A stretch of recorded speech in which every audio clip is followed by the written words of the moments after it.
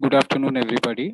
I'm Dr. Pratik Tambe, Chairperson for the AMOG's Endocrinology Committee. A very warm welcome to all the assembled dignitaries, faculty, and the audience who have logged in today throughout the length and breadth of the country. Today's theme is high risk pregnancy, and we have two very eminent speakers, and we have two fantastic chairpersons also who have joined us. But at the outset, I must place on record my gratitude to our president, Dr. Nandita Palchetkar, current president of AMOX and immediate past president of Foxy. She's always been there as a pillar, guiding us, supporting us, promoting, and encouraging all of us. Thank you so much, ma'am, for your blessings and for your permission to continue this series even after the lockdown has been released. I'd also like to thank our Secretary of AMOX, Dr. Arun Nayak. Again, sir has been a past president of the Mumbai OBGYN Society. Currently, he's the Secretary of AMOX. And another wonderful person who's always been there to support, promote, and encourage his juniors. I should also like to place on record my gratitude to the chairperson of ICOG, Dr. Mandakini Meg, and the Secretary of ICOG, Dr. Parag Biniwale, both of whom have always supported us, granted us ICOG credit points for this entire series of events that we've been doing under the AMOX Endocrinology Committee. And today's event is also accredited with one ICOG credit point. We have two wonderful chairpersons who have joined us today, and I'd like to place on record my gratitude to them for taking time out from their busy schedule. First and foremost, we have Dr. Kiran Kurtakoti, sir. Sir is the second vice president of AMOX. In the past, he has been chairperson of the MTP committee of AMOX, chairperson for medical education, research and training in 2018, and also served as the second joint secretary of AMOX in 2009. Sir was the chairperson of the MTP committee of Foxy 2009 to 11. Under his belt, he has several distinctions, including organizing several conferences in Pune and also conferences for AMOX. He has several awards to his credit, including the Dr. Siuli Rudra Sinha Prize for Best Paper in Endoscopy at AISUG Bangalore, which was conducted just last year. Seems like a very long time ago because of the pandemic and the lockdown in between, but that was in AISUG 2019 Bangalore. And he's also the recipient of the Foxy Dr. C.S. Don Prize for the Best Paper at AISUG Chennai. Thank you so much for joining us, sir, and we hope to hear from you very soon. Next slide, please. We were going to have Dr. Bashok Mukherjee as one of our chairpersons today. Sir is, of course, the FIGO coordinator for South Asia Safe Abortions Committee. And unfortunately, he's held up in an emergency. He will try and join us later if possible, but it's unpredictable. And we hope to have him a little later. And if he's not able to join us today, then maybe at a different event. Next slide, please. We are privileged to have with us somebody who is a very senior, eminent, and stalwart figure in the field of ART, Dr. Monu Patnaik. Sir is MD from AIIMS New Delhi, also has an FICOG, MNMS, and MRCOG degrees. He's currently the director of Shanti Memorial Hospital, which is in Rourkela.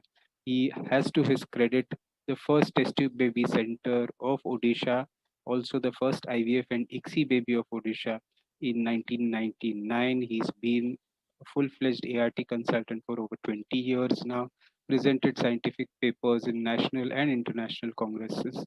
We are really delighted to welcome such a senior and eminent faculty here with us today. Today we have two speakers. Our first speaker was scheduled to be Dr. Vidya Thobi, madam. She is the chairperson for the Food, Drug, Medico Surgical Equipment Committee.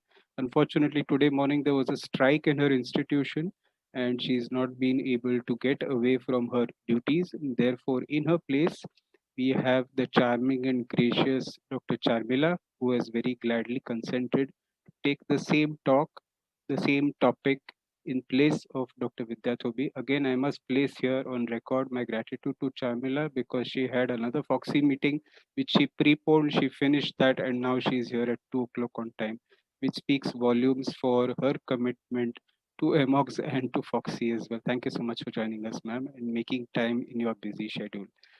I will hand over to the two chairpersons without further ado, and I would request them to please introduce our first speaker, Dr. Charmila Yabo.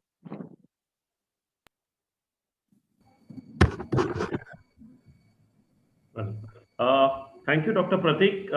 Welcome on board, Dr. Monu Patnaik. Pratik, it's really a great honor for me to chair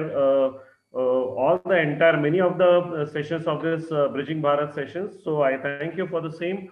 Thank you, Nandita, Arun, and my entire Amox team for standing besides me and giving me this particular coveted position. Today we have two great speakers. One is of course the charming Charmila and another of my friend in Amox and Foxy, Dr. Sujata Dalvi. Well, Dr. Charmila would be speaking on enhancing the fetal outcomes in Rh negative pregnancies. Thank you, Dr. Charmila, for pitching in at the last moment with us. Dr. Sharmila is an alumna of the prestigious Grand Medical College, Mumbai. She is the chairperson of the Clinical Research Committee of POXI 2016 to 18. She is the president of the Menstrual Hygiene Management Consortium, joint treasurer of the Indian Fertility Society Tamil Nadu chapter, director of the Aditi Hospital and Parvati Ayavu Fertility Center, Trichy. She is a consultant also to the Southern Railway Hospital in Trichy. She has many awards to her credit. The Sri Mohanlal Desai Prize for standing first in the DFP. She's also the past secretary of the Trichy OBCY Society, organizing secretary of Foxy, and has won many trophies of Foxy as a secretary of the local Trichy Society. She's the editor of the Handbook on Recurrent Pregnancy Loss and ICOG Campus June 2020, and she's the governing council member of the current ICOG. So, welcome, Dr. Charmila, on the forum of AMOX, and I request you to give this talk on Rh negative and enhancing the fetal outcome. Thank you so much, Kiran sir, for that kind introduction.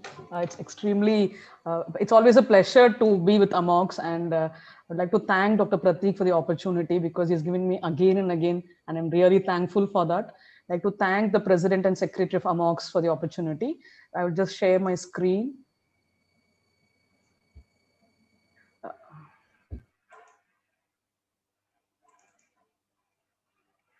So it's actually in an Rh negative pregnancy, how are you going to improve the fetal outcomes? Because even though we think that Rh negative pregnancy causing complications is reduced, still there's a group of patients who are not getting the apt injection at the apt time, and they are suffering from isoimmunization due to an Rh negative pregnancy. And it's a totally correctable condition, and that's why prevention is always better than cure as far as a sensitization of Rh negative pregnancy is concerned. So this talk will have an outline of introduction, epidemiology, the pathophysiology of the disease, management options, the problems in our setting, that is in an Indian scenario, the recommendations which are given, the conclusion, and some references. So the disease burden is actually global, but actually in South Asian countries like India, Afghanistan, there is still a burden of stillbirth and neonatal death due to Rh disease. 2010, almost 373 and 300, almost like 3,73,300 babies have been affected worldwide, and there's a global prevalence almost 276 per 100,000 live births. 80% of babies of Rh disease and extreme hyperbilirubinemia occurred in countries where there was a high neonatal mortality rate. So we can see that the antenatal care and the neonatal care makes a big difference to the disease burden. And the neonatal deaths due to Rh disease almost 24%. Kernicterus occurred in almost 50%, and 7.2% of all Rh disease affected who survived had developed Kernicterus. So the disease burden is quite high, stillbirths as well as neonatal deaths due to Rh disease. And the prevalence in India state-wise is there's a high prevalence in states like Himachal Pradesh and Uttaranchal, much lesser in southern states. And it is better in the western part of the country also, but there's a high burden in states like Himachal Pradesh as well as Uttaranchal. So there needs to be awareness about this disease, and it's easily correctable, and that's why the disease burden has to be understood before we start our talk. The pathophysiology is this we know from MBBS days. The two commonest systems of blood group classification is the ABO system and the rhesus system. And the ABO system will have the blood group antigens of A, B, AB, and O. Rhesus system will have capital C, small c, D. There's no small d because it indicates an absence of the antigen. And the capital D antigen is considered to be the most immunogenic, even though the other antigens can also cause problem, but they are much lesser in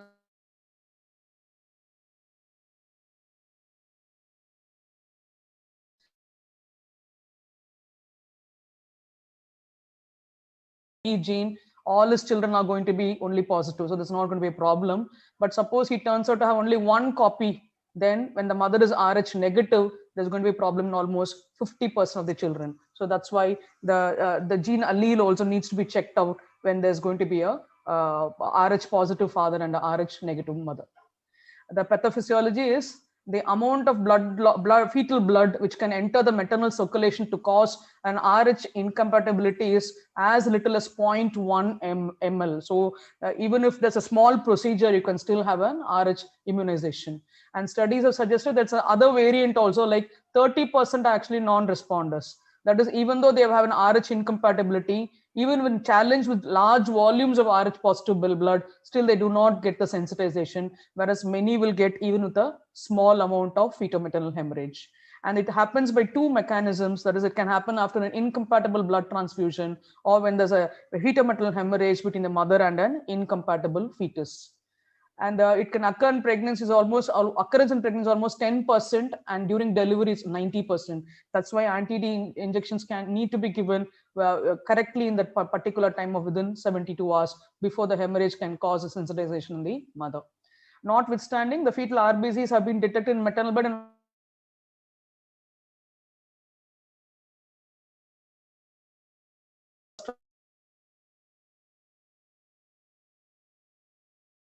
Rh sensitization is actually the formation of the IgM antibodies. These IgM antibodies do not cause any problem because they are confined to the maternal circulation and they will not cross the placental barrier and go into the fetus. The problem will be with the IgG antibodies, which form within 6 weeks to 6 months. These will cross the placenta. These will destroy the fetal Rh positive cells and cause anemia in the fetus.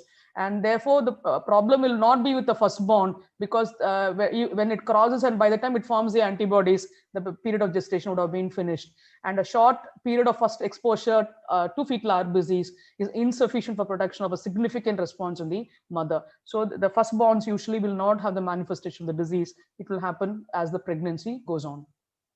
Regarding the hemolytic disease of the newborn, the sequence in utero will be the maternal IgG antibodies, which have already been formed, will enter the fetal circulation via the placenta. They will go on to destroy the fetal RBCs, will result in fetal anemia. And when the hematocrit is less than 30%, the disease manifests in the baby. Heme, which is formed, will be converted to bilirubin, and that will result in fetal hyperbilirubinemia and jaundice in the baby. Both the destruction of the RBCs as well as the formation of bilirubin will have a neurotoxic effect, but it can be usually cleared by the placenta and metabolized by the mother. So problems may not happen in all the patients. And this damage to the RBCs as well as the formation of bilirubin will stimulate the extramedullary erythropoiesis, and you'll find immature erythroblast in the fetal circulation. And when this cell destruction exceeds the protection in the newborn, the severe anemia will manifest in the baby. So that will demand more of the extramedullary sites to produce more of RBCs. So there will be a hepatosplenomegaly by the reticular endothelial system now. And then once it becomes more severe, heart failure will then start, and which will happen along with ascites, edema, and pericardial effusion. And this form of the disease is now called as erythroblastosis fetalis. Hydrops fetalis happens when there's hydrops in the baby, and that happens when the hematocrit falls below 15%, causing edema in the baby. And this will result in fetal death shortly before after birth. The baby has gone for hydrops fetalis. The prevalence it's more in the male fetus compared to the female fetus. It's almost 13.1 to 1. So this is how the pathology starts. The father is positive and the mother is negative. And when they have an Rh positive pregnancy, the immunization will not happen in the first pregnancy.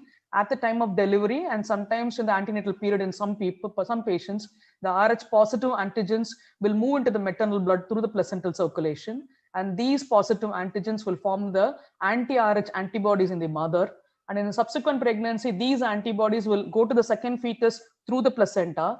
These antibodies will tend to destroy the Rh positive RBCs, and which will result in fetal complications like anemia, as mentioned earlier.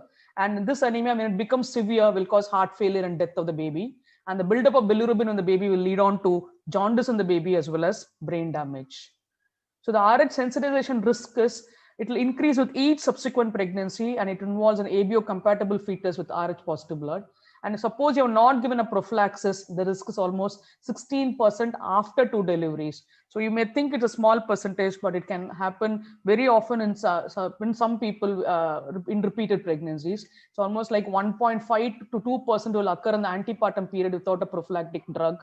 And it can be almost 7% within 6 months of delivery, and 7% will manifest very early in the second pregnancy before you can do anything for the baby. But with prophylaxis, the risk will drop to almost 0.1%. That's an enormous decrease.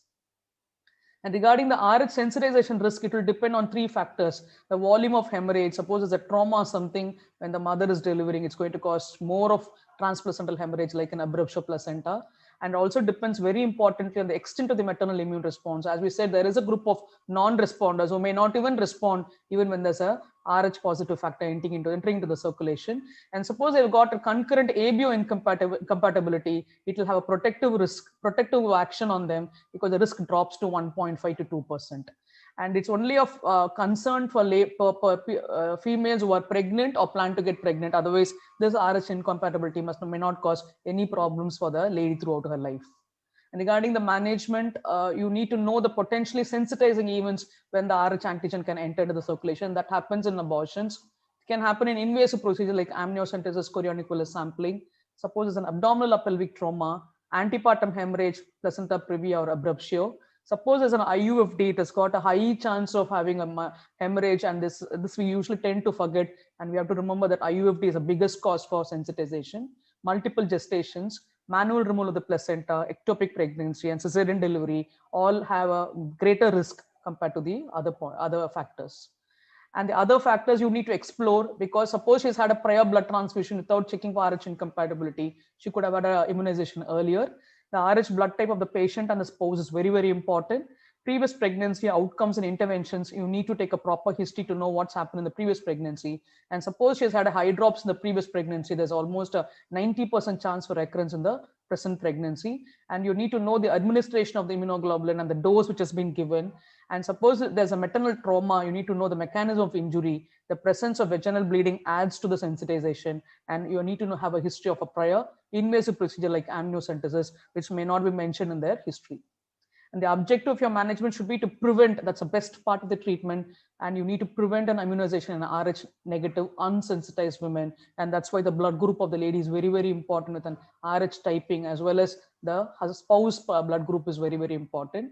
And suppose she goes for sensitization, you need to detect it early, as well as treat the fetal anemia as fast as possible, so that the baby does not land up with complications which are not correctable. And the sensitization is determined by the indirect Coombs test, otherwise called as the antibody screen. And the precautions which you need to take during delivery is, always a neonatologist should be there during the delivery of the baby. Do not give oxytocics at the delivery of the anterior shoulder, because that can cause a bigger hemorrhage into the mother. And if manual removal of placenta is attempted, please do it very gently, so that you do not cause more of trauma. And if you give blood transfusion, always check for the RH status before you give the blood. And early clamping on the umbilical cord is indicated to prevent a hemorrhage. And leave always a long length of cord for any procedures which may need to be done in the neonatal period. And regarding the postpartum management, involve the neonatologist always. Send cord samples for ABO and RH typing, direct Coombs test, hemoglobin, bilirubin levels, as well as a peripheral smear to know the hemolytic part. And if the fetus is RH negative, it's lucky, you don't need to do anything further. But if it turns out to be positive, you need to know the dose of RH immunoglobulin which you need to give by a 4-step lab procedure. And this 4-step lab procedure is actually to identify the amount of feto-maternal hemorrhage. So you first do a Rosette fetal RBC screen. And if that is possible, then you need to proceed to a Kleehauer-Betke test, because that is a little more complicated to do. But a Rosette test is quite easy to do. If it's positive, you know that fetal cells are there in the maternal circulation. Then you need to know like how much of RBCs have entered into the maternal circulation. And for that, you need to do an acid elution. It's a Kleehauer-Betke test.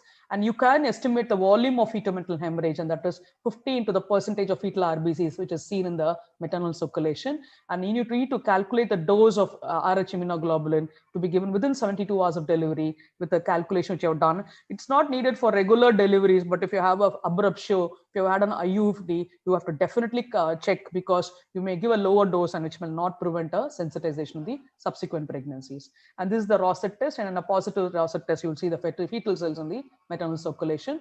And this is the acid elution test, the Klehoff-Beckett test, to tell you the amount of hemorrhage which has happened.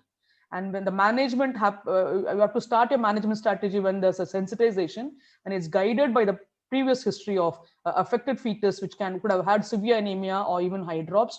And the maternal antibody titers are a must when there's no prior history of any sensitization, because you need to know how much sensitization has happened, and it's determined by doing an antibody screen called the indirect Coombs test. It's quite direct Coombs test is quite easy to do. You take a blood sample from the patient who's had a immune-mediated hemolytic anemia, and the antibodies will be seen on the surface of the RBCs, because hemolytic anemia is where there's an antibody formation against the RBCs. This patient's RBCs are washed and then incubated with anti-human antibodies, which will attach themselves to the antigen-antibody complex of the RBC with the antibody, and you get a positive result if there's going to be hemolysis immune reaction, and that is a direct Coombs test. But in an indirect Coombs test, the recipient serums will have the incomplete anti-RH antibodies, which cannot be checked with a direct Coombs test. So you need to go through an indirect method of, you take a donor sample and you add it to the serum. So then these antibodies get attached to the donor sample, and then when you reagent, that is a anti-human IgGs, that's a Coombs antibodies, then they will show a positive result. So the indirect Coombs test will need one additional step to tell you to find out the incomplete antibodies, because you cannot detect them by the direct Coombs test to see the immune reaction. And regarding the prophylaxis, anti-D is actually an antibody against the D epitope present on the fetal RBCs.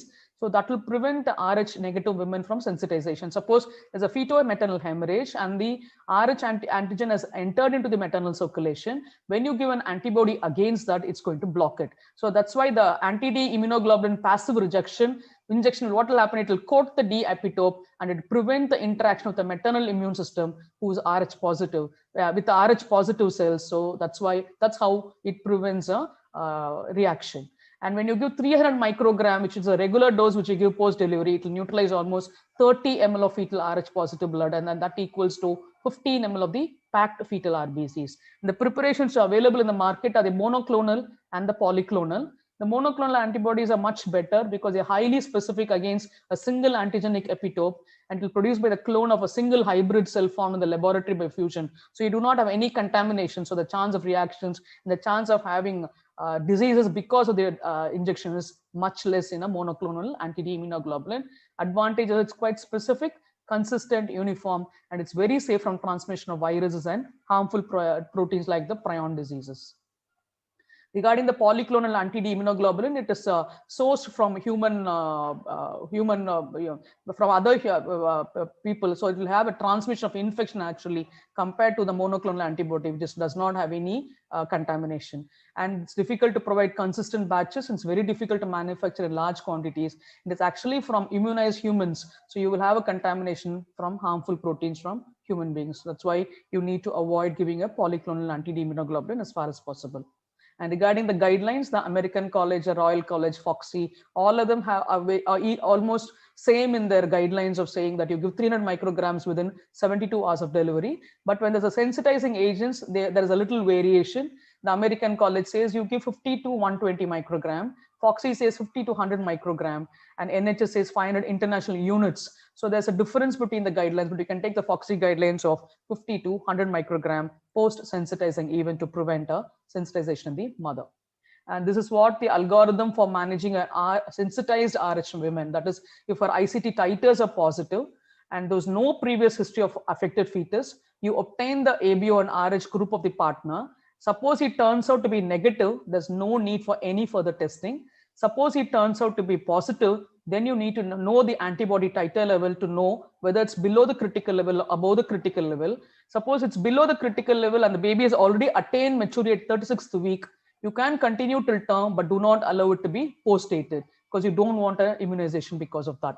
And suppose the antibody titer is beyond the critical level, above, and the baby is already attained reached 34th week, deliver immediately before further damage happens. But suppose the antibody titers beyond critical level before the 34, that is for a very early pregnancy, you're finding out that there's damage to the baby because of the immunization, then you need to check out the middle cerebral artery Doppler to find out whether the fetal anemia started. You may need to go for an amniocentesis for analysis and spectrophotometry to find out whether the baby is becoming jaundice. You will need an ultrasound examination of the fetus to find out whether hydrops has started or any other complication of anemia has started. And you may need to go for umbilical cord sampling for hemoglobin titers as well as the RH status of the baby. That's how the algorithm goes. Suppose there's no previous history of affected fetus. Suppose there's an affected fetus, previous history of affected fetus. There's no point in waiting for anything. You need to go straight away to establish the sensitization. And suppose a sensitization, you will need to go for a chordosynthesis as fast as possible to check out the hemoglobin status of the fetus and RH genotype. The father is heterozygous, and you need an amniocentesis for the amniotic fluid spectrometry and assay. And you need to check out, you have to start your surveillance with the Doppler studies from 18th week of pregnancy to find out when you'll need your chordosynthesis to pick up fetal anemia. And these are the invasive procedures which are done when there's a sensitized baby. Amniocentesis and checking the ODD 450 levels to check the level of bilirubin in the amniotic fluid, and fetal blood sampling to check out the fetal hemoglobin level. And the management with the Dopplers is a middle cerebral artery Doppler is an accurate and non-invasive screening tool, and it detects moderate to severe fetal anemia. It's become a very important tool in the management of sensitized pregnancies, which we didn't have almost 10-15 years back when we needed to do the amniocentesis to check out how much the baby has got the problem of fetal anemia. The sensitivity of 100% is there, but there's a false positive rate of 12% for anemia, but that's okay because it's quite a non-invasive tool, and you have something to check the baby with. The users result in almost an 80% reduction in invasive testing like amniocentesis and chordosynthesis, because you can always postpone until the MSV becomes very bad. And it's not useful before 18 weeks of gestation because the reticular endothelial system of the baby is too immature to hemolyze enough cells to cause a significant anemia. And it's not a really reliable predictor of severe anemia after 35 weeks. Anyway, you need not wait for till 35 weeks when the baby is already sensitized. You will need to go for an earlier delivery before 35. And it's found to be similar or even better than the amniotic fluid spectrometry in prediction of anemia. So this is the normal as well as the abnormal middle cerebral artery PSV, which becomes elevated. And the results is, suppose you have a normal middle cerebral artery in a baby who's already sensitized, you need to check the Doppler just monthly. You need not do it again and again. That means it's only an unaffected or mildly affected fetus.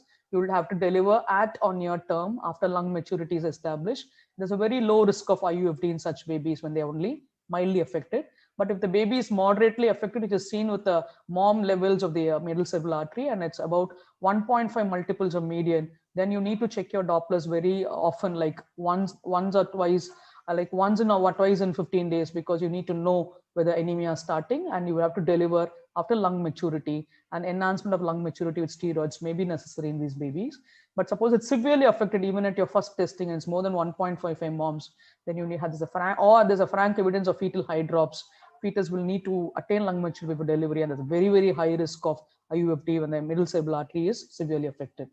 And these are the spectrometry charts which we're using earlier, not a much use. The Lilly curves are not used much now, and it's not accurate even before the 26 weeks of gestation. Quinine curves are much better, and it is superior to the Lilly curve. And how do you manage a RH sensitized pregnancy? We already sensitized totally. Middle cerebral artery Dopplers every week you have to do. And when it crosses 1.5 moms, you will need to go for a fetal blood sampling, and you have to consider for an intrauterine transfusion. But there's no facilities for a fetal blood sampling. You have to do a amniocentesis. But suppose a PSV is less than 1.5 moms, you can consider checking the Dopplers of the middle cerebral artery 1 to 2 weekly. And regarding the intrauterine blood transfusion, that it's a recommended treatment for severe hemolytic disease of the baby, and it's typically carried out between 18 to 35 weeks of gestation. Can be given either intraperitoneal or intravascular.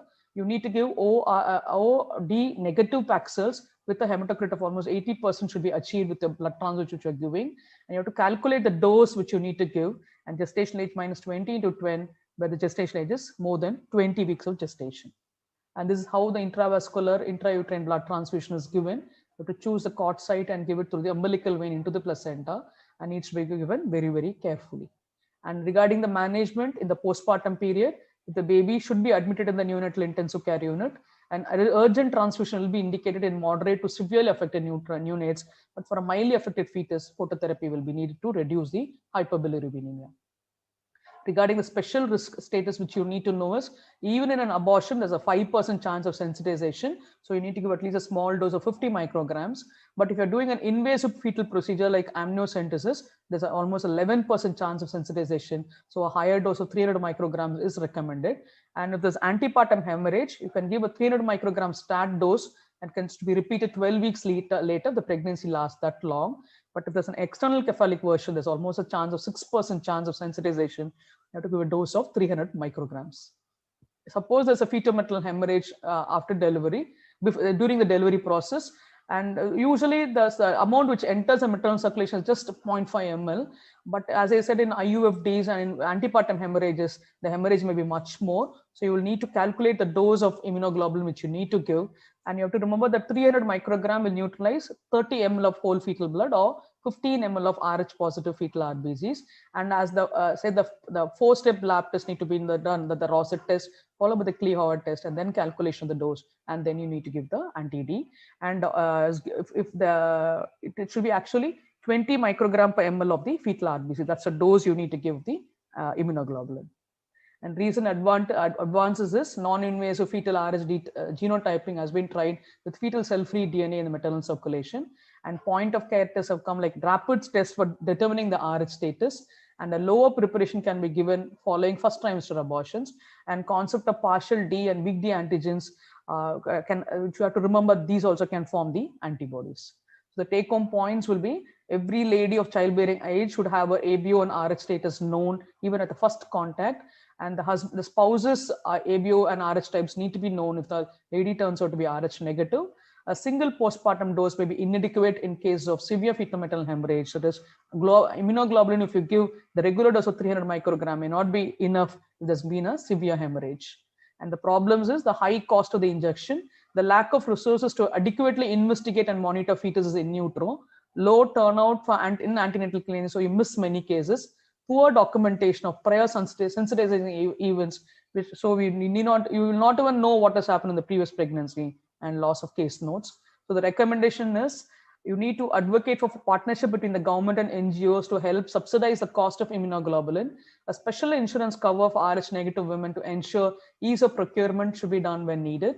Involvement of the clergy as part of premarital counselors, and the creation of special fora groups of Rh negative people where potential Rh negative spouses can be met. The conclusion is, it's a real problem and real efforts are need to made to mitigate its impact. And although the incidence has decreased dramatically, the consequences of the disease on the newborn still remain.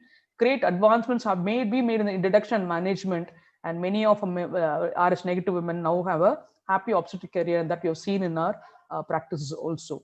These are the references. Thank you so much for the opportunity. Well, thank you. Thank you, Dr. Sharmila. That was a very lucid presentation. We have heard Rh so many times, but every time there is something new which crops up. Any questions in the chat box? Okay. No, so there are no questions so far from the audience. I just thought it would be worthwhile to take a sort of chairperson and speaker poll as to how often we see Rh sensitization, which requires treatment with chordocentesis and transfer now in the modern era. Of course, 25-30 years back when we were students, it was relatively more common. Maybe now we are much more vigilant and we don't see it so often. Dr. Patnaik, sir, please unmute yourself, sir. Sir, you'll need to unmute yourself. We can't hear you. Please unmute yourself. Yes, Dr. yes. Patnaik, please unmute. Yes, sir is unmuted. Sir, yes, sir. Now, can you hear me? Yes, sir. we can Yes, hear sir. you. Yes. This is, I'm talking about the way back in 1978. Yes, sir. When we are starting that time seeing the RH cases in AIMS. So every weekly, one case from Delhi, all the Delhi people were the same. Then we came out after doing our senior residency there. That time it has come back within 8 years. There is a lot of dramatic fall. That time only we used to do lily carb, do this, and sometimes we used to go intraperitoneal transfusions. With that time, that fetoscope was not working. So after that, things have changed. New people have come, and they have started doing intrauterine transfusions. All these people, they have achieved something. But now the quantum cases we are seeing that time, now in our practice coming back to here, so I am getting this area is a both developed and undeveloped place. This Raurkela, this Jharkhand and Orissa, this belt. We are seeing at least yearly one or two cases sensitized to. Oh. And here Okay. we always conduct the delivery 34 weeks, try, take out the baby and do the exchange. We limit ourselves to that. We do the Dopplers or regular, but we don't go beyond 34 weeks and we cut short and we don't do invasive here at this my hospital, the fetal transfusion. We only do outside when you take out and do the exchange. But we often get now, not that it is not absolutely No. there, but in nearly 2 cases or 3 cases of sensitized domain we come across in our practice. What was the reason, sir? They do not give anti-D or they do give very less dose of anti-D? Yeah, usually the missed, Missed either it. during abortion or of the delivery, because as I told you, this belt is a totally different belt. Odisha, Jharkhand, Chhattisgarh, this belt, and sometimes nowadays the ASA people have started doing, but 5 years, 10 years back, that was not the go. Now the people, those who are coming, so they come, You know. and when we do antenatal, if we find indirect cum test is positive, then we caution them. We tell them how frequently they visit, and we do some checklist, and we take it as far as possible. Our neonatologist can handle the baby.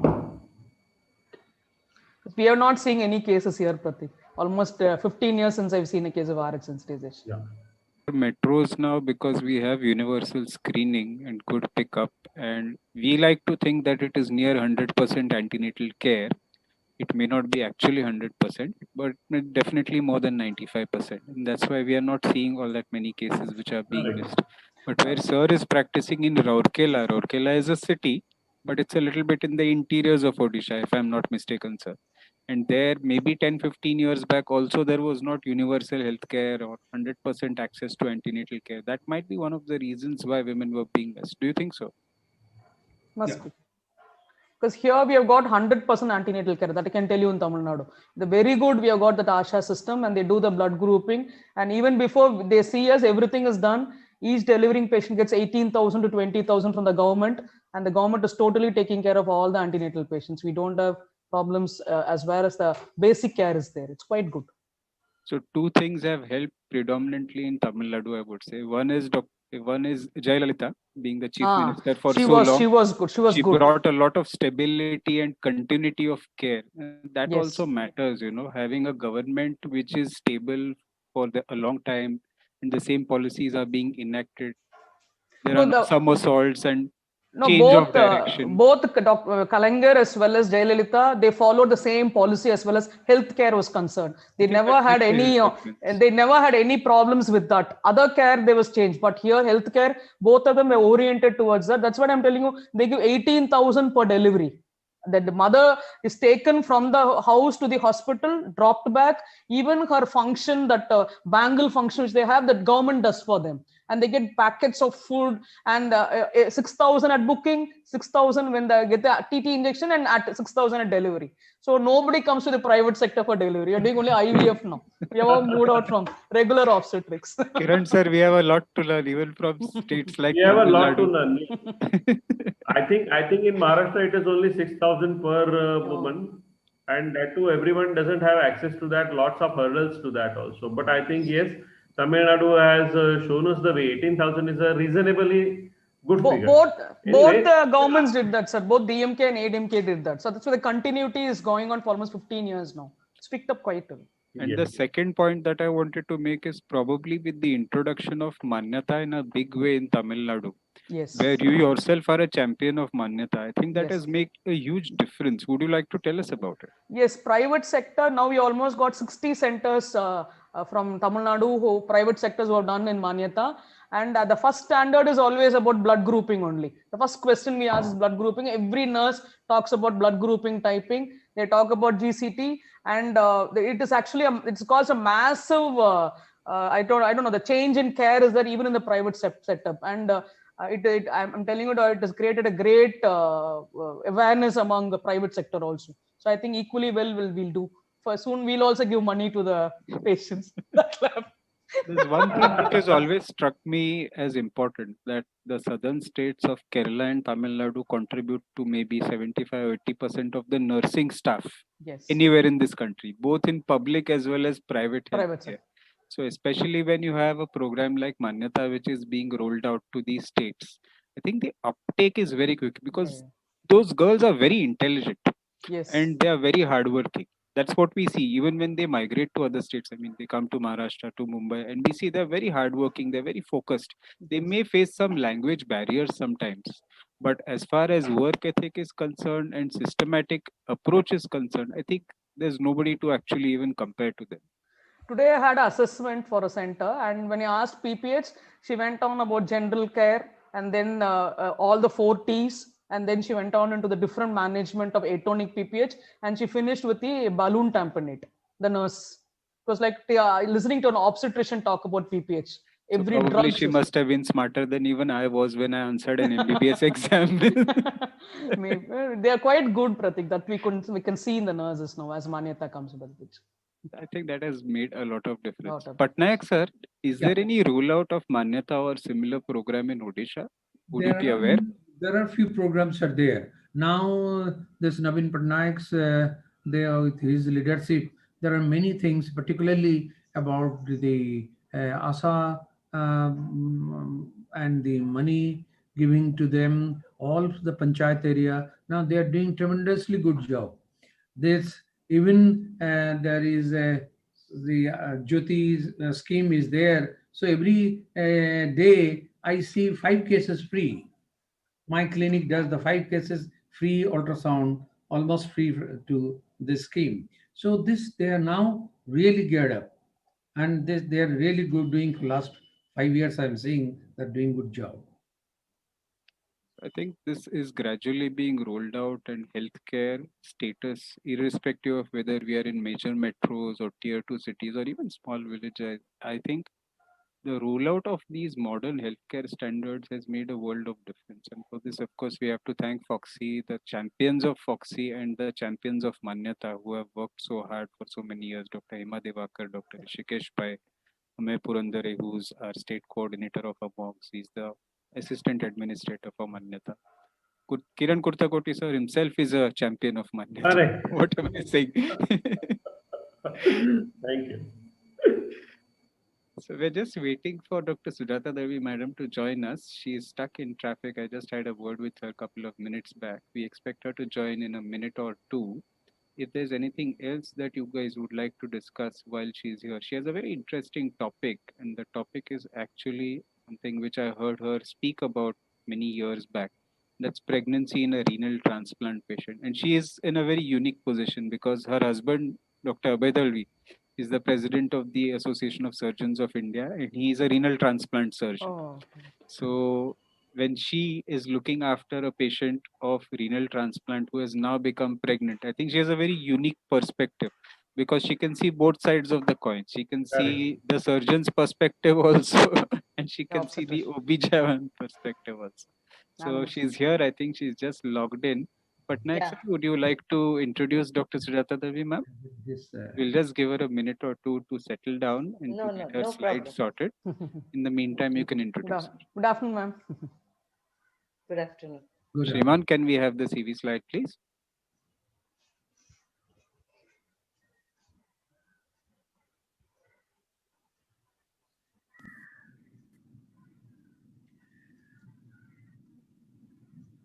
Dr. Sujata has a brilliant career. She is a consultant obstetrician gynecologist in Mumbai and attached to various important hospitals, and also is honorarily attached to the Naroji Wadia Maternity Hospital, Jagajivan Ram Railway Hospital, assistant editor of Journal of Obstetric Gynecology of India, member of managing council of Mumbai Obstetrics and Gynecology Society for so many years, and first Joint Secretary of EMOGS. And she is a lady, very popular lady, and she'll be going to give us a very important talk, and which you always think when any pregnant woman with kidney graft recipient woman comes to us, how we get scared. So again, the same thing, what I can say, the day long back when we are working with kidney transplant patients in our country, say way back in 70s. But the first transplant was done in 1958 to a mother who had a twin sister. So there was no immunosuppressive agent and other thing, and successfully she has given birth. So from there, more than 60 years has passed. Now we know the ins and out of the disease, and many progress has been done so long, and the immunosuppressive agents and patients counseling, their monitoring, and everything has improved so long. And now she will be discussing about in detail, in greater depth, with more advanced knowledge, and will educate us and illuminate us. Thank you, madam. You can go ahead. Thank you, Dr. Monu Patnaik, for such a kind introduction and for introducing this topic to our listeners. I would also like to thank AMOGS, especially AMOGS Endocrine Committee Chairperson, Dr. Pratik Tambe, and also convener of today's program, for giving me this opportunity to talk on this topic, which is which is quite rare, and it's not something which is routinely discussed. Not everybody gets a chance to maybe come across patient in a pregnancy with a renal transplant as such. So let us go and see how we can deal this patient of a pregnancy after renal transplant. So pregnancy is little uncommon in an end stage disease. That is, those patients who are having chronic kidney diseases or chronic liver disease, pregnancy is quite uncommon. But fertility improves after a successful transplant. And among all the transplants that are being done nowadays, renal transplant is one of the commonest, and it has got a successful results as compared to any other transplant. Second to it could be a liver transplant, so far as the solid organ transplants are concerned. Now, pregnancy, it occurs in about 5 to 12% of the women after a successful transplant as such. And once the pregnancy occurs, the success rate of this pregnancy is almost about 60 to 80%, mind you. So it's a good success rate as such, though the rate of pregnancy after a successful transplant is just about 5 to 12% in a patients of a reproductive age. Once the pregnancy occurs, the success rate is almost about 60 to 80%. So that's a good success rate as such. So far, approximately about 14,000 pregnancies have been reviewed. And this is also, they feel it's an underestimation, because quite a few pregnancies following transplant has not been reported or have not been booked into the registry as such, because there's no special registry which is maintained, which they would like to maintain the registry. And what is more important is, if you maintain the registry, then maybe one can get accurate information which can be useful in preconception counseling, which is one of the very important steps so far as any patients who is undergoing transplant of a reproductive age group and then wishes to conceive after the transplant as such. The first successful pregnancy was reported in 1958 in a kidney transplant recipient, and the pregnancy was successful. As what I said, almost about 60 to 80% of the pregnancy after renal transplant have successful outcome. Almost about 14% have a spontaneous abortion, about 9% may undergo a therapeutic abortion, that is an MTP. Ectopic pregnancy rate is almost about 1% as such, and rest of it is live birth, which is almost about 73%. Now, preconception counseling, as what I said, is very important so far as any patients of reproductive age group undergoing a transplant. So it is offered both to the recipient, the patient herself, and her partner.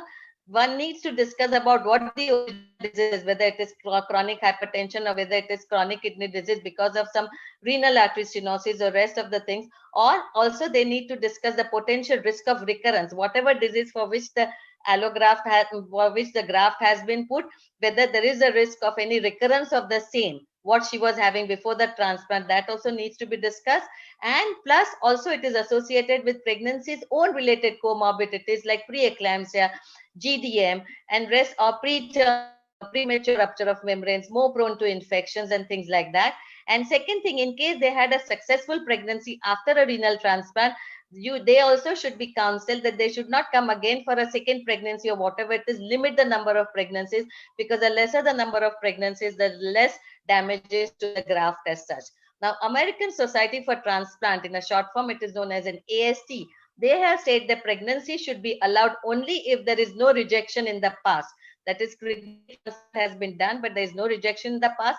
There is an adequate stable graft function. That is, patient is on immunosuppressant maybe 1, and it's on a stable dose as such. Serum creatinine levels are less than 1.5. There is no history of any infection or no episode of any fever, or patient got admitted because of some renal problem.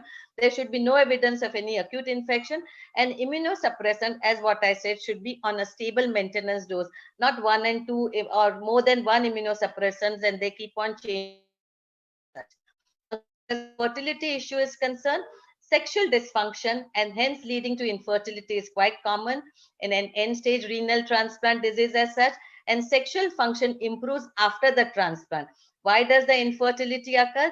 That's because of an end-stage renal disease or end-stage disease as such. It alters the HPO axis, and there is always a raised levels of FSH, LH, and prolactin.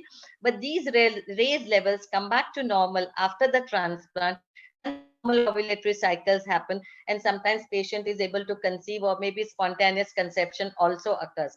But many of these women, they experience even a premature menopause, and they have found that menopause occurs about 4.5 years earlier as compared to general population in those who have undergone a transplant.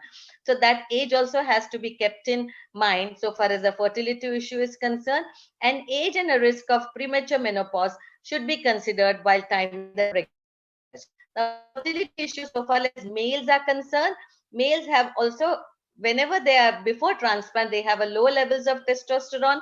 There's also increase in the FSH, LH, prolactin, and even an estrogenic level also rises, and this leads to impotency and spermatogenic abnormalities. Histological testicular injury also is found to occur in a patient who have got an end-stage renal disease, especially germinal aplasia and seminiferous tubule destruction. But mind you, after transplant, the sperm motility improves, but not the sperm count and the morphology. So very important that in case a male partner has undergone this and the couple wishes to have this thing, the sperm motility will increase, but the sperm count and morphology may not improve even after the transplant as such. The patients who are on cyclosporin, that is CNI, or azathioprine, there is no alteration in the male fertility status as such. And sirolimus, which is also one of the immunosuppressant, this is supposed to cause a block at testosterone synthesis, and it brings about low free testosterone level and elevated FSH and LH. So those who are on this generally may not have a proper outcome so far as fertility issue is concerned, but those who are on CNI and AZA, that is azathioprine, there is no change in the fertility issue so far as males are concerned. So what is more important in these patients of a reproductive age group undergoing transplant? Contraception advice forms a very important role so far as patients of the reproductive age group undergoing transplant. So optimal contraception should be advised before the transplant, because peri-transplant time, that is before and around the transplant, which is not an ideal time so far as conception is concerned, because patients are on heavy medication which are potentially teratogenic, it could be phytotoxic, and there could be an optimum immunosuppressants which are also used. Sometimes the dosage changes also there. There may be more than one immunosuppressant, so it is advisable to avoid pregnancy around the peri-transplant time. So far as contraception is concerned, barrier contraception would be the best, but it has a high failure rate, and hence it is not advisable. Intrauterine contraceptive device also could be advised, but because of the high risk of infection and because of an intact immune system, intrauterine contraceptive device are also not advised as such. So then comes the choice of an hormonal contraception. So we have a choice, either only progesterone containing contraception or combined oral contraceptive pills. Combined oral contraceptive pills are not preferred in those patients who are chronic hypertension as such, or who have had a renal damage because of chronic hypertension, these patients COCs are not advisable. So only safe contraception would be a progesterone containing oral contraceptive, which could be either an oral medication or an injectable medication, so far as progesterone containing oral contraceptives are concerned. Now, what is an ideal time for conception? Peri-transplant, it's not an ideal time. So how much can you wait? Historically, they said post-transplant, they used to, ideally, they should wait for about 2 years. But as what I said, comparing the, I mean, considering the age of the patient, and there are more chances that they could go into a premature menopause. That is the reason they are considering little shorter time after the post transplant. So when do you decide? The success rate increases with the increasing success rate is not that much with an increasing age, and that is the reason guidelines, that is strict guidelines, that wait only till about 2 years post transplant, that has been liberalized. And they said minimum wait up to 6 months after the post transplant is advisable, especially in a specific situation where everything otherwise is stable and patient can take a chance for a pregnancy as such. So American Society of Transplant has given us a strict guidelines as such, and this is after consensus, as long as the graft function is normal, that is, it is optimal. How do you know that the kidney is functioning fine? Serum creatinine levels are always less than 1.5 milligrams. Urinary protein excretion is less than 500 milligrams in 24 hours. There are no phytotoxic infections, that is no evidence of any infection so far as the recipient is concerned, because it could have a teratogenic or phytotoxic. A patient is not on medication which could have some sort of a phytotoxic effect, and patient should be on a stable immunosuppressant drugs. These are the conditions which should be fulfilled, and then patient can take a chance, or patient can be advised for a conception at least after 6 months after the transplant. Ideal should be 2 years, but if 2 years one cannot wait, if all these things are in normal, they can take a chance for conception after 6 months of transplant as such. Now, what are the challenges that one faces so far as fertility issues are concerned? In case they do not conceive, or there are less chances of spontaneous conception, and if they go for an ART treatment, there should be a proper counseling, because so far as ART treatment is concerned, apart from the dosage of gonadotropins, there are high chances of multiple pregnancy or multifetal pregnancy, and multiple pregnancy itself has its own complications apart from transplant and rest of the things. So that should be told to the patient, and they should be counseled properly as such. There are also certain challenges and concerns would be that switching over to an immunosuppressant which was steroid free without any teratogenic effect in a stable patient. That patient is already stable, patient is already on an immunosuppressant which is steroid free, and now you're switching it over to certain immunosuppressants which may not be steroid free but which have a less phytotoxic effect, and that might also little bit hamper so far as the stability of the graft is concerned. And there could be a long-term effect on the allograft function, not the short-term, but maybe long-term may be seen. So what are the immunosuppressants which are used, especially if patient plans to conceive as such? So mycophenolate mofenyl or rapamycin, there are increased chances of fetal malformation, so that is not used as such. Azathioprine is found to be safe. Only thing is, azathioprine is found to have some fetal toxic effect, especially auditory nerve effect in the children. So maybe it has got a late side effect as such in the children, but not in the not in the fetus as such, or even immediately after the fetus is born. At least prior to trying for conception, the immunosuppressant needs to be changed. So you switch over from an stable immunosuppressant dosages to a steroid, which is a steroid-free drug regimen, to another one which has got a which may not be steroid-free, but it has got a low phytotoxic effect, and that is little bit of a concern so far as the stable patients are concerned. Now, immunosuppressants which are available in the market, they belong to different FDA categories. That is CNI, that is cyclosporin and tacrolimus. Though they are found to be safe as such, they belong to a C category. Anti-proliferative immunosuppressants like azathioprine belong to D category, can be safely given. Steroids can be very well safely given. Prednisolone belongs to B category, and anti-rejection agents like methylprednisolone or OKTS or antithromboglobulin belongs to a C category. The lower one is generally used in case after patient is pregnant, And if they find that the allograft function is not proper, or maybe there are chances of kidney rejection, and that is the time they generally switch over to this anti-rejection agents as such.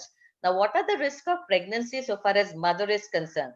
The mother needs to be under constant surveillance just to find out whether the allograft function is proper or not, and also to find out allograft independent comorbidities, that is apart from kidney functions or kidney, because of the allograft morbidities there could be some comorbidities because of pregnancy itself, or because of some complications of pregnancy which may not be related to this kidney at all. Okay, so pre-pregnancy investigations is very important before patient plans to conceive, and one needs to find out whether there are any chances of infection as such. So one needs to find out whether any possibility of any rubella infection. RH status is very important. Previously, when kidney transplants were started, they would always match the blood group of the mother along with that of a donor as such. But nowadays, RH status per se does not matter as such. They do not bother much about the blood group as long as HLA matching is done as such, because they have certain agents by which they can suppress the antibodies which are produced because of an improper blood group, and they can still carry on with the transplant as such. But however, in some patients who is RH negative, and if that patient has got kidney from an RH positive, there could be some antibodies which are still present. And if the husband is RH positive, then she could be having antibodies right from the beginning. So that needs to be taken into account. And maybe you can just go into the details before trying to tell the patient to have take a chance for the pregnancy. Screening for infection, very important. That is urine routine. Urine culture has to be done as such.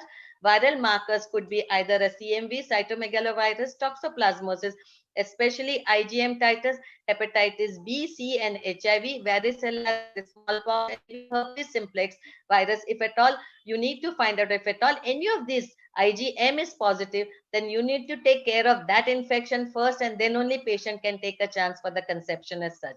Serum creatinine levels, very important, which needs to be monitored at every visit, or even in a preconception level. It should be less than 1.5 as such, and that shows that the renal function remains unaffected and patient can take a chance for conception. Now, sometimes even after pregnancy, there could be a possibility of a graft rejection as such. And why does a graft rejection happens? That is one, because of an increase in the blood volume, which is quite physiological during pregnancy. You have, mind you, you have also changed the immunosuppressant drugs. The stable immunosuppressant, which was steroid free, are now switched over to another immunosuppressant, which has got less fetal side effects as such. And sometimes that stability of immunosuppressant may not be achieved, and therefore there could be a possibility of graft rejection. And hence the vigilance has to be kept not only on the serum creatinine levels, but also on the serum concentration of the immunosuppressant on which the patient is there. In case a rejection is suspected, then it should be referred to a nephrologist who would conduct a biopsy as such. And in case if it shows that there could be a possibility of a rejection, then sometimes then the steroids are recommended, and even the anti-proliferative immunosuppressants, which like I told you, generally patient is put on that so as to prevent a graft rejection as such. Now, before trying to take a chance for conception, if it is to moderate or severe renal function, means how do you know it's a moderate to severe renal function?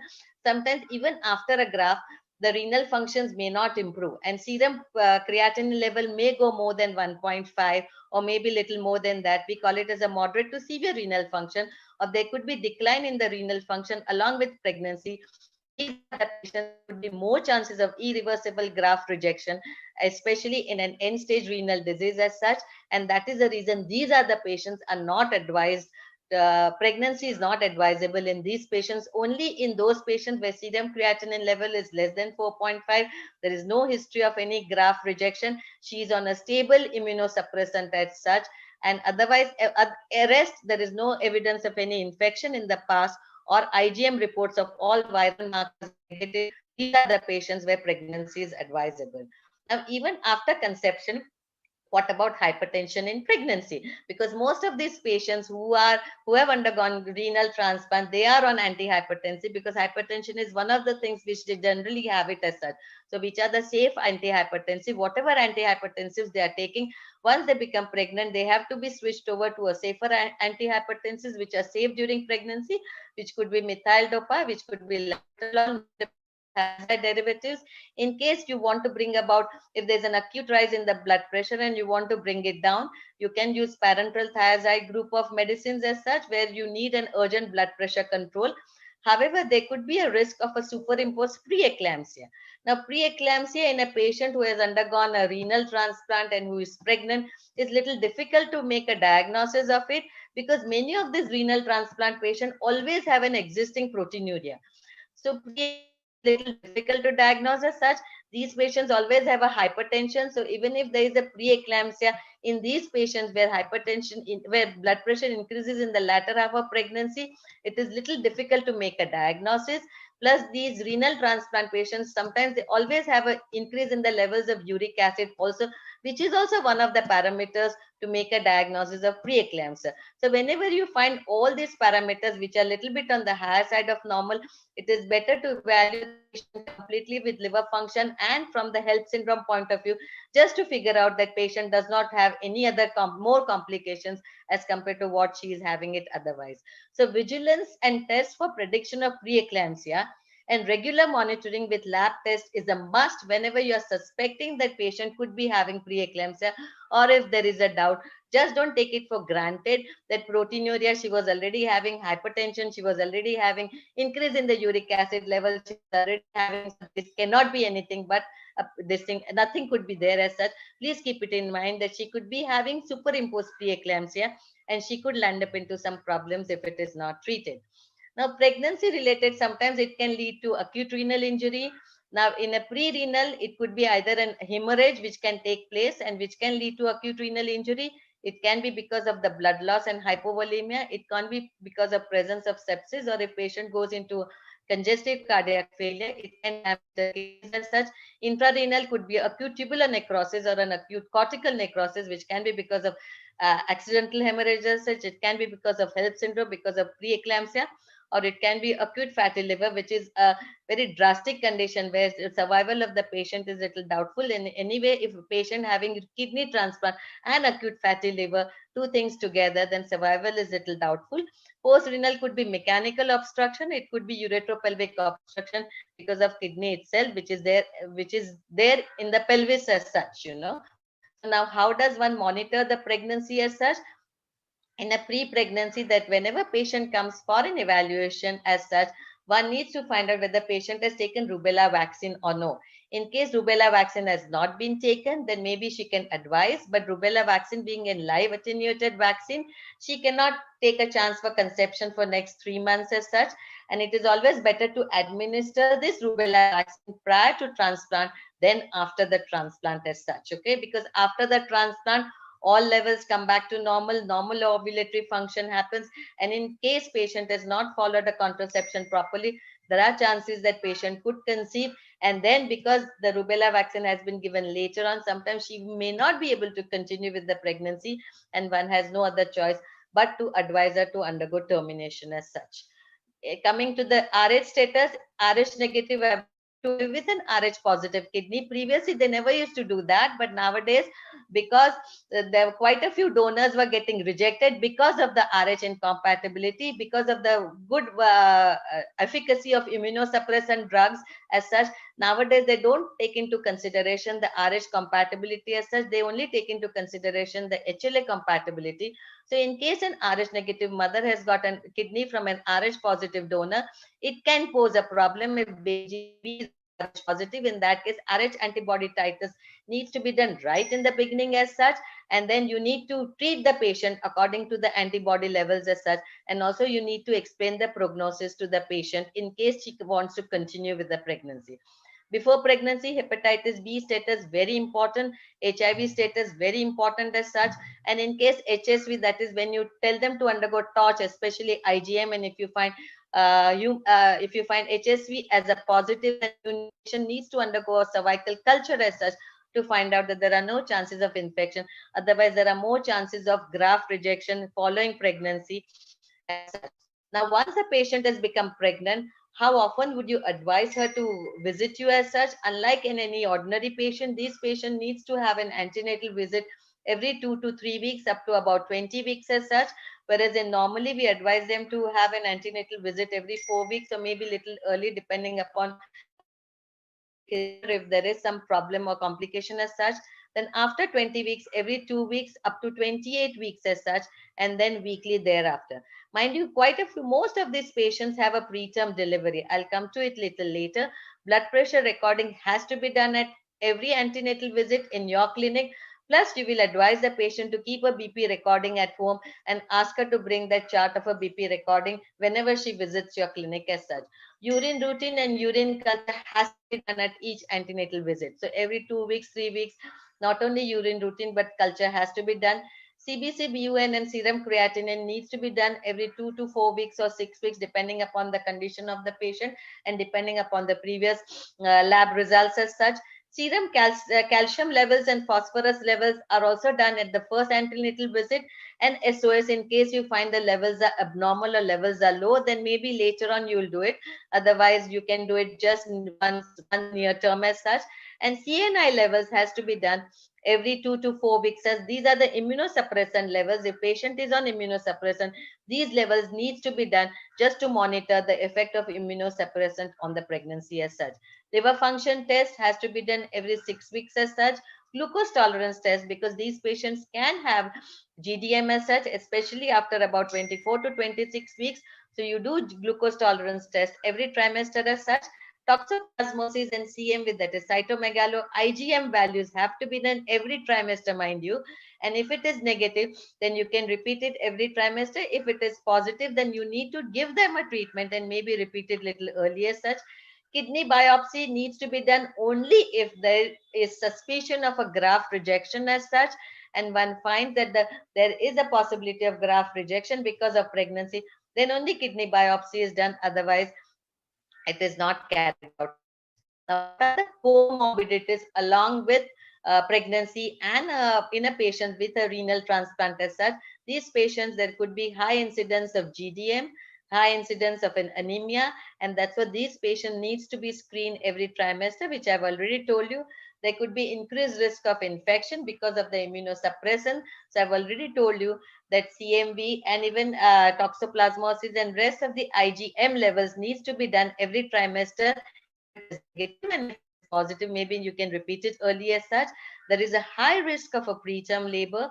Almost, mind you, this is very important, almost 50% of the maternal and fetal complications are not because of, preterm labor is not because of maternal or fetal complication, rather than it is because of a spontaneous labor. So none of these patients go into a spontaneous labor preterm as such. It is because of either some maternal and fetal complication that there is an increased risk of a preterm labor, and these complications are because of the maternal condition as such. Premature rupture of membrane, preterm premature rupture of membrane can happen because of an increased risk of infection. So I told you urine routine, urine culture, and rest of the infection parameters, including the viral markers, needs to be carried out in every trimester. It could be because of a pyelonephritis, or it can be sometimes occasionally it can be because of acute graft rejection as such. So you need to keep it in mind all that, and then that's how you try and treat these patients of in a pregnancy with a kidney transplant as such. Now, delivery, most of these patients deliver by C-section, mind you.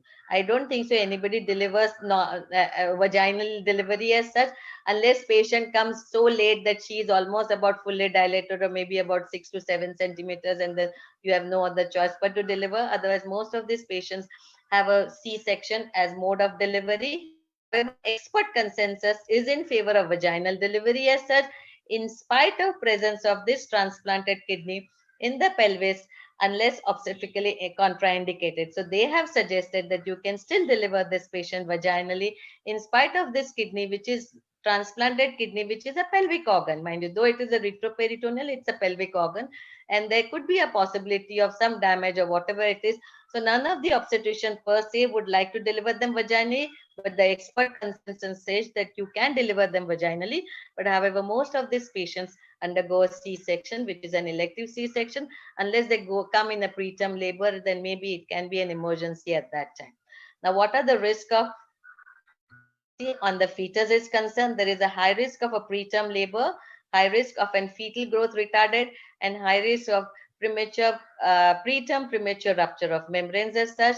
The mean gestational age of these fetus in this pregnancy is almost about 34 weeks with a low birth weight. So there is increased incidence of preterm labor and fetal growth retardation as such.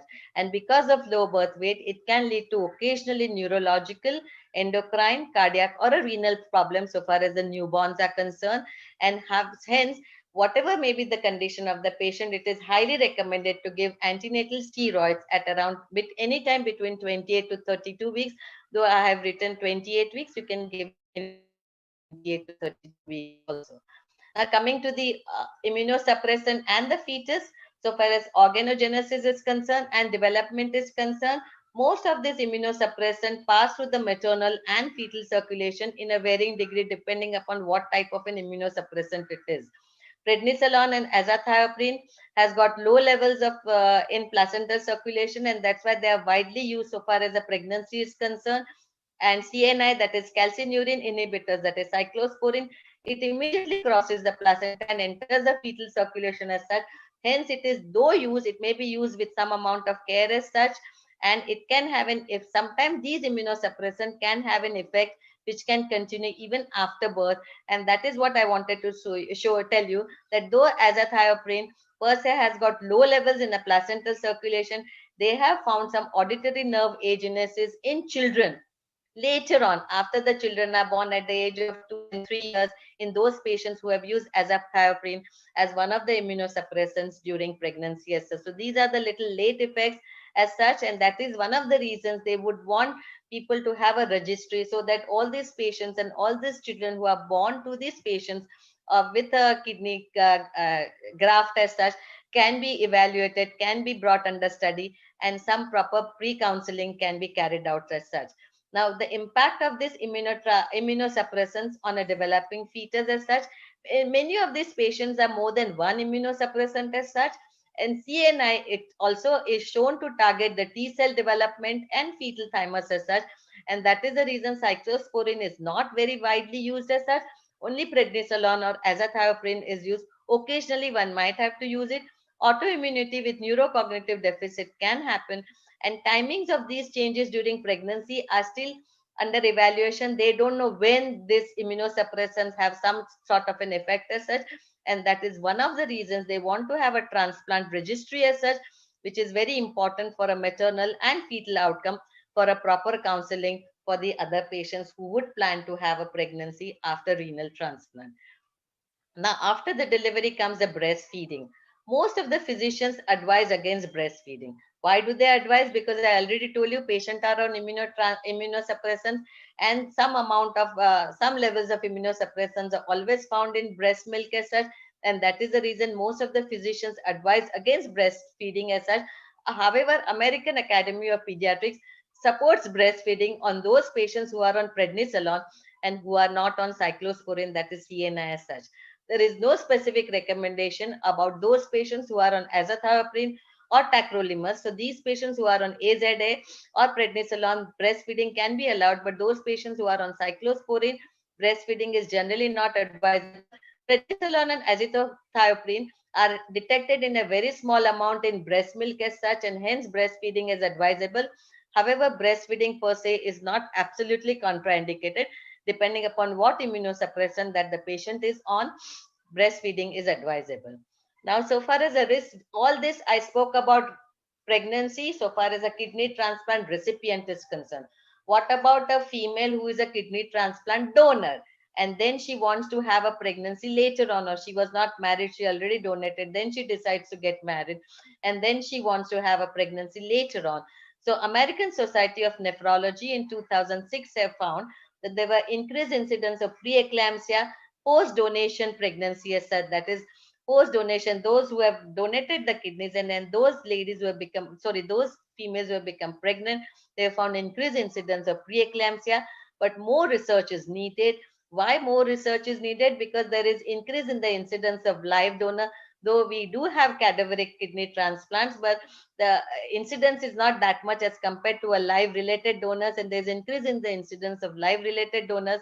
And female donors, mind you, constitute almost about 60% of the live donors. Remember, Okay, almost about 60% of the live related donors are female donors, and that's why it is very important to keep it in mind that if these female donors, if they want to take a chance for a pregnancy later on, they can take a chance, but they need to undergo some sort of an counseling and investigations before they take a chance for a conception. So hence, to summarize, pregnancy is quite common after solid organ transplant. I've already told you risk of pregnancy, sorry, incidence of pregnancy about 5 to 12%. Once a pregnancy occurs, the successful outcome is almost about 60 to 80% or so. So that's a good rate of successful outcome. There are certain guidelines which are available, and these guidelines are important so far as optimal counseling and management is concerned, but these guidelines are quite limited. So they are saying that we should have a registry, and if you have a registry, then these guidelines can be made proper and they will not have any limitations as such, and patients could be guided. Thorough counseling is very important because potential adverse effect on the fetus and its outcome, and also on the allograft function, has to be explained not only to the patient but also to the partner as such. It is always a concern for the mother and the fetus for possibility of complications, and because of the limited data is available on which to base a particular treatment and recommendation, and then to offer an advice. So it is always better to report these patients or to keep a data so they can all be combined, and a proper advice in the future can be given to the patients who want to take a chance for a conception. And mind you, needless to say, multidisciplinary approach with a transplant team is a must. So you can't afford to deliver these patients even in a bigger hospital if there's no transplant team. It is better to shift this patient in a bigger hospital where they have a department of obstetrics as well as a transplant team. There are certain hospitals, they have only a transplant team, but there's no obstetrics. Then you can't possibly deliver the patients in those hospitals. You have to deliver in the hospital where you have both the transplant team as well as the obstetric department, and then only you can do proper justice to the patient. Thank you so much. I would again like to thank the convener, Dr. Pratik Tambe, for giving me this opportunity to speak on this subject, which was little out of the way as such. But I thought maybe I think people should know something little different than what we discuss it routinely as such. Thank you very much, ma'am, for that fantastic talk. I think it was an eye opener for all of us. And personally, I also learned a lot of things. Just before you came in, I was explaining to Patnaik sir that you are in a unique position where your husband is a transplant surgeon and you are taking Really? care of the OBGYN part. So it's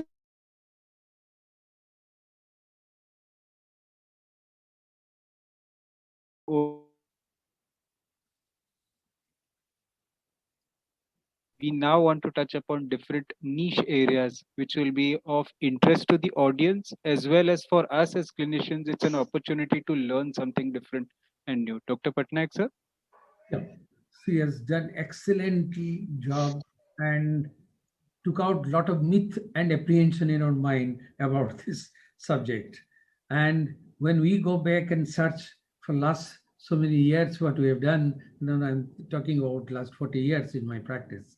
So this many things at the time Professor Suresh Das and other nephrologic surgeons, those who were doing that time in late 70s, the kidney operations.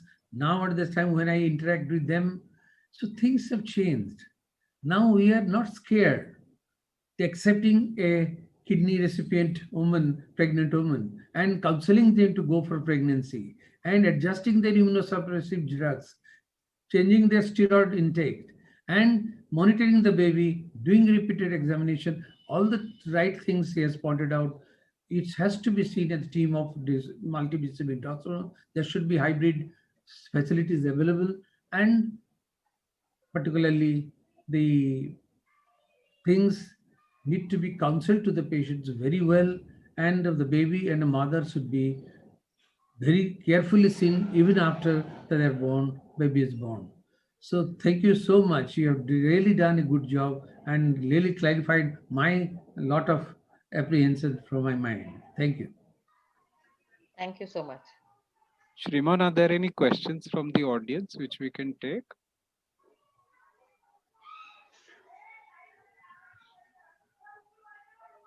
So it seems that there are no questions from the audience. So we had only two talks today, and Dr. Charbela gave the first talk. Dr. Sujata Dalvi Madam was, of course, here with the second talk. We have a very distinguished senior person in the shape of Dr. Monu Patnaik here as our chairperson, and we thank him for being present here. Sir, any remarks regarding either of the two talks or any message that you would like to give our audience? We have nearly 300 people logged in today, and there is a lot of appreciation from the audience. Excellent presentation by the speakers. Dr. Azim is one of those remarks which has just been conveyed to me. If there is anything that you would like to share, sir, before we present the formal vote of thanks. RH immunization and fetal-maternal transfusions, and all the way so many years we have gone through.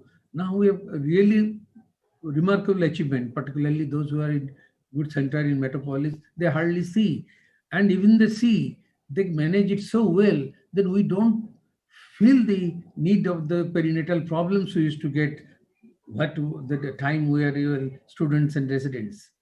So now that aspect we have covered, but only thing is still the question in everybody's mind that do you want to give antenatal prophylaxis to all the women, those who are Rh negative?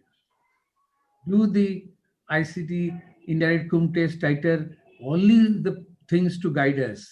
Do you have any other biomarkers like cell-free DNA test and other things doing? Can we do some other changes? So these are the things still in our mind. Then coming about the renal transplant, see, we come across a lot of things, lot of people, those who are pregnant women with a lot of kidney problems.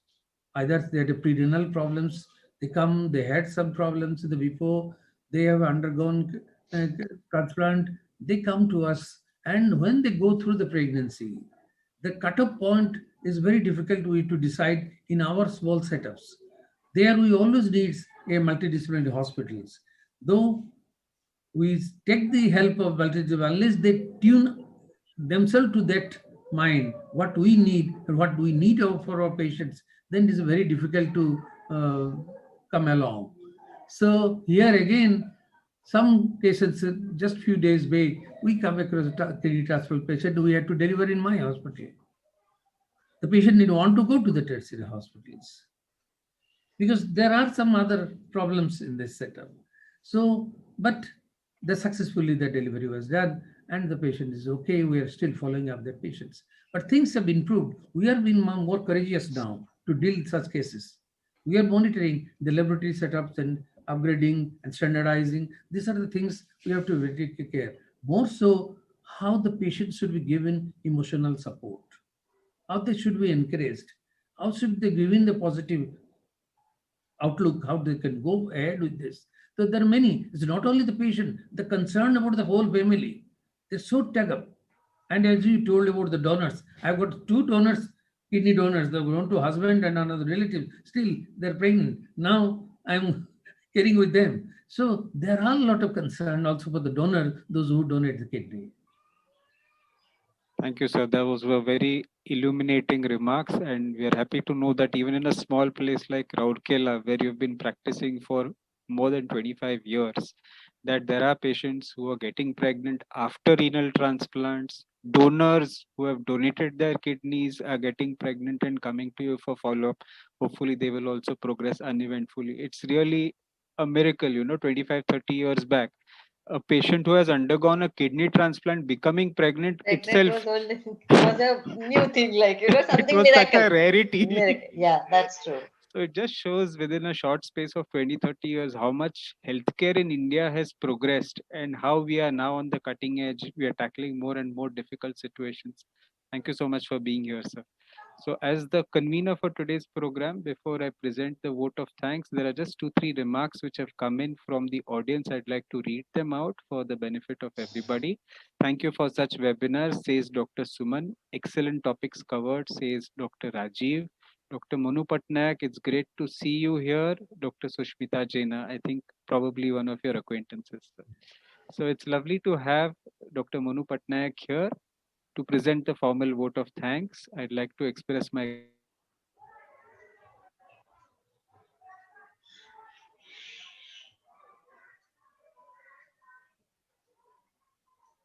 Monu Patnaik, an eminent senior practitioner from Rourkela. We had unfortunately not been able to have Dr. Vidya Thobi, who was supposed to speak on RH isoimmunization and fetal outcome in such pregnancies, because there was a strike today morning in our hospital, and last minute, luckily, I was able to draft in Dr. Charmila as an emergency speaker. She had to prepone her Foxy meeting, and therefore she could be here with us, and she's gone back to her meeting, so she's not around right now. But we would like to place on record our gratitude to her for stepping in at the last minute. And of course, Sujata Devi, madam, apologies for rushing you and No, that's for okay. troubling you. No, that's okay. I forgot, and then like I had to adjust. But that was But my that was mistake that I forgot.